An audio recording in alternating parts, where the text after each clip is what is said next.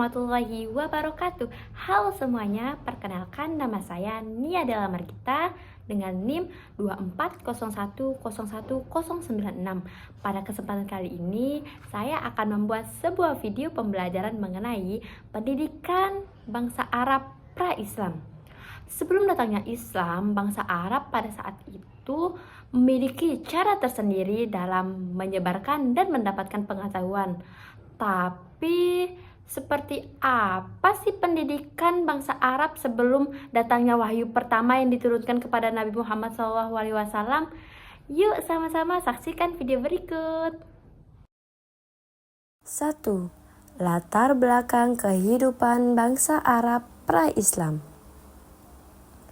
Sebelum kedatangan Islam, masyarakat Arab hidup dalam struktur sosial yang sangat tribalistik, yang dimana ikatan darah dan loyalitas kepada suku adalah segalanya. Setiap suku memiliki aturan dan pemimpinnya sendiri, tanpa ada kekuasaan pusat yang mengatur seluruh jazirah Arab. Hukum ditegakkan berdasarkan tradisi suku, dan konflik antar suku sering terjadi karena perebutan sumber daya atau harga diri. 2. Bentuk pendidikan. Yang pertama, pendidikan informal. Pendidikan informal yang sangat kuat. Ini terjadi di dalam lingkungan keluarga dan komunitas suku. Jadi, anak-anak belajar banyak hal langsung dari orang tua mereka dan anggota suku mereka. Apa saja sih yang diajarkan? Ya, terutama nilai-nilai penting seperti keberanian, kesetiaan, dan kehormatan. Nilai-nilai ini sangat ditekankan khususnya untuk anak laki-laki agar mereka siap menghadapi kehidupan di padang pasir. Dan siapa sih yang jadi guru utama mereka? Ya, tentu para tetua suku.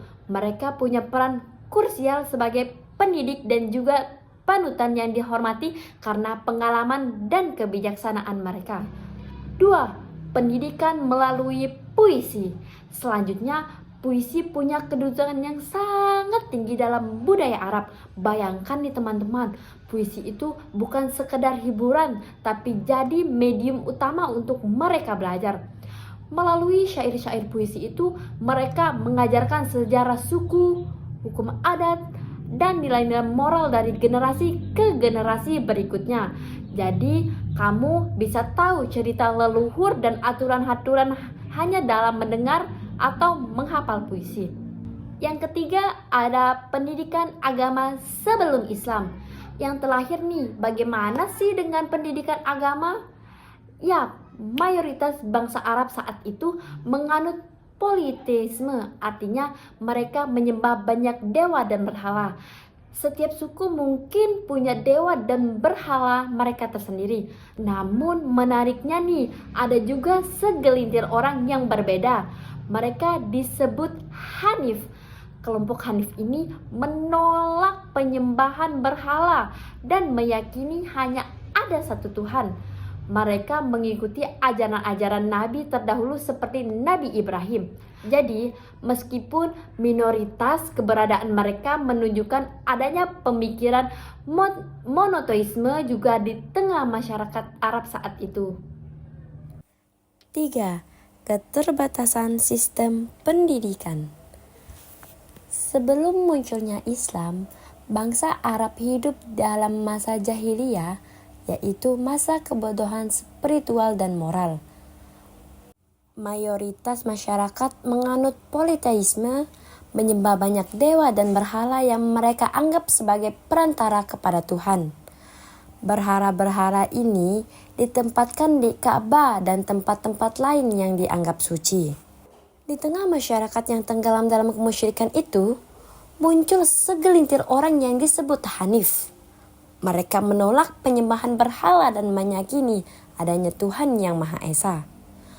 Kaum Hanif tidak mengikuti agama Yahudi atau Nasrani, tetapi berusaha mengikuti ajaran tauhid Nabi Ibrahim secara murni. Keberadaan kaum Hanif menunjukkan bahwa nilai-nilai keesahan Tuhan masih hidup, meskipun hanya dipegang oleh segelintir orang dan menjadi cikal bakal penerima ajaran Islam yang dibawa Nabi Muhammad SAW. Kesimpulan, meskipun bersifat lisan dan tradisional, pendidikan pra-Islam menunjukkan dasar-dasar nilai yang kelak akan disempurnakan oleh Islam. Kedatangan Islam membawa perubahan yang sangat besar, terutama yang pertama, ilmu pengetahuan dihargai, yang kedua, membaca dan menulis diperintahkan, dan masjid-masjid menjadi pusat pendidikan.